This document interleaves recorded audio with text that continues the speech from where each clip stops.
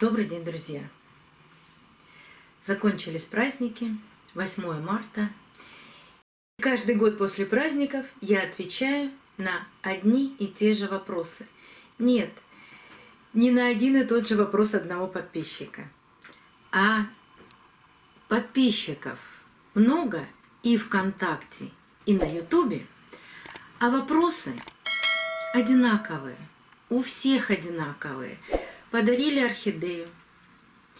Орхидея у меня простояла 1 день, 2 дня, неделю. Я заметила на ней какие-то на корнях черные точечки. Мне показалось, я подумала, ну и так далее. А в конечном итоге разобрала орхидею и помогите, спасите, потому что я не знаю, что дальше делать с этой орхидеей. Я много раз рассказывала и показывала, что новые орхидеи, только что купленные, подаренные, в своих покупных горшках, вот у меня для примера, сейчас мне тоже повезло, мне тоже отдали 2 орхидеи, и сейчас на них я буду рассказывать и показывать. Вот в своих покупных горшках я их не разбираю, не трогаю, не пересаживаю. И поэтому у меня нет реанимационных орхидей. Те все эксперименты, которые мы с вами делали, и всю зиму, когда покупали 5 орхидей, и все уже 5 пересадили. И на этой неделе я обязательно вам еще раз их покажу, потому что они пересажены и начали пускать цветоносы. Но кто-то не выдерживает. И вот эти крики о помощи, на которые я даю почти один и тот же ответ, ну, с маленькой-маленькой разницей. Сегодня специально еще раз снимаю видео, чтобы рассказать об орхидеях, недавно купленных, и что и как я с ними делаю. Так получилось, что на 8 марта мужчины перестарались в одном из проектных институтов и закупили большее количество орхидей, чем у них оказалось женщин. Все орхидеи раздали, а вот эти 2 так и остались у директора стоять бесхозные. И одна из моих знакомых сказала: а почему тут у тебя стоят орхидеи? Да не знаю, что с ними делать. И женщины уже не берут эти орхидеи. Ну, в общем, эти орхидеи опять достались мне. Как уж их там поливали, и как уж мужчина ухаживал за орхидеями, я не знаю. Но достались они мне довольно-таки в плачевном состоянии. Мне их принесли 5 дней назад. Я, конечно, не удержалась и полила орхидеи. Ну вот, например, вот эта орхидея. Причем орхидея-то какая? Это майя. Сейчас появится здесь фотография, в каком состоянии были у нее листья, когда мне ее принесли. Все листья были в гармошку. Полила я обе орхидеи 1 раз по краю горшка, дала постоять примерно час, и через час воды в поддончиках не осталось. И за эти 5 дней, сейчас покажу, вот здесь еще листик, вот здесь, вот видите, это гармошка листика. Вот только на этом листике осталась такая гармошка. Остальные листья тургор уже практически восстановили. Я не стала обрезать гнилые корни и сухие корни. Специально для того, чтобы вам все это показать. Но орхидеи простояли больше, чем 1,5 месяца. Давайте вот так, наверное, чтобы и мне было видно, и вам. Сначала я проверяю состояние шеи. Верхний грунт убираю, чтобы мне стало видно основание шеи. Нет ли там черных пятен на шее? Стали видны сухие корни. Полностью сухие корни я отрезаю совсем. Они не будут расти, полностью высохший веломен.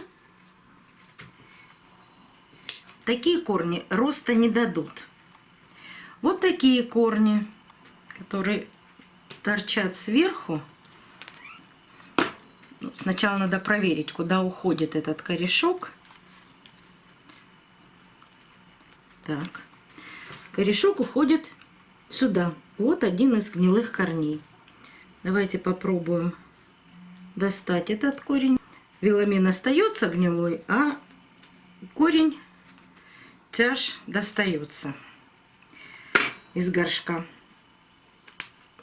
Тоже убираю полностью.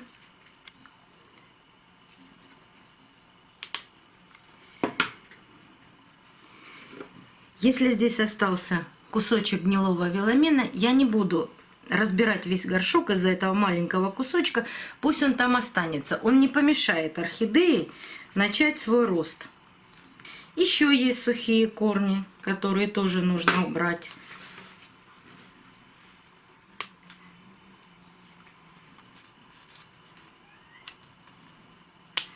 Тоже убрать полностью. Давайте смотреть с другой стороны. Желтый засохший лист. И опять корни.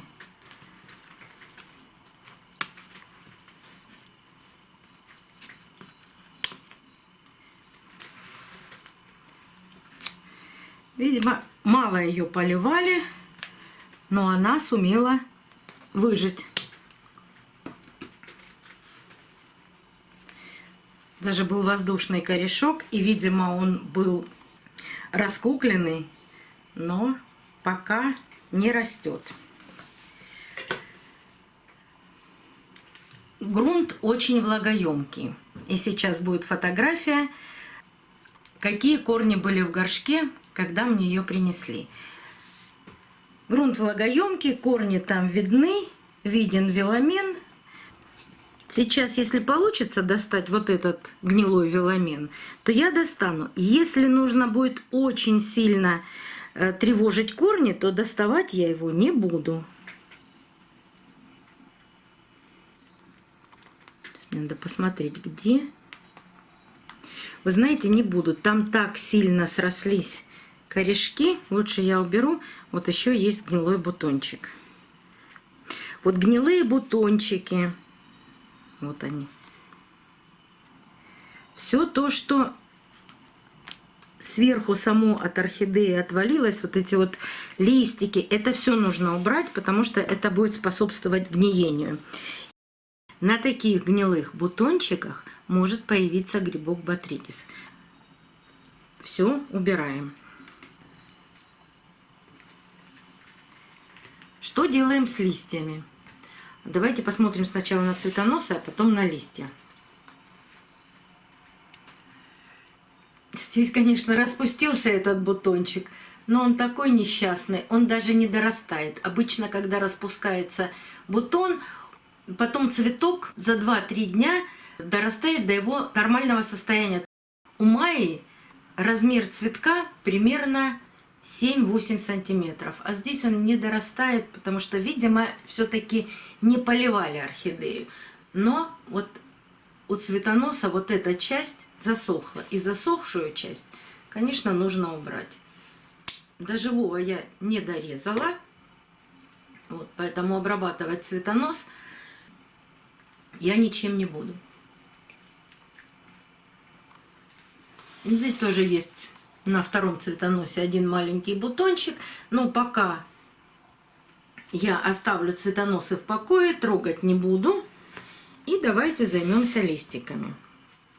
Я протираю зеленым мылом все листья всегда. Если у вас нет зеленого мыла, протрите просто чистой водой. Во-первых, вы сотрете пыль, которая была на листьях. Во-вторых, даже чистой водой, если есть какие-то вредители, вы их удалите. Но обычно вот такие зеленое мыло, табачное, дегтярное, они имеют еще защиту растений от каких-то вредителей и болезней. Слабую защиту, но она есть. Поэтому я стараюсь один раз, всего один раз промыть листья зеленым мылом. На 100 грамм примерно Пол чайной ложки зеленого мыла. Вода всегда теплая, 28-32 градуса.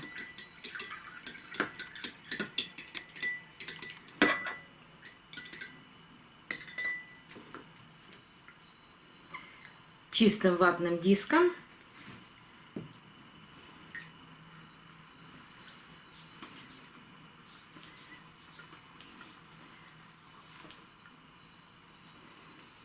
листья протереть обязательно с двух сторон. Смотрите, бывают и пятнышки черные на листьях, и прилип грунт на листьях. Сейчас посмотрим, сотрутся ли эти пятнышки. Нет, не стираются. Но пока тоже ничего предпринимать не буду. Вот есть черные небольшие пятнышки. Надо за ними понаблюдать. Может быть, они так давно стояли, и света у растения не было, и полива не было, и вот появились такие пятнышки. Протираем все листья. Ну, не буду вам до конца показывать. Обязательно цветоносы протираем все. Шею орхидеи.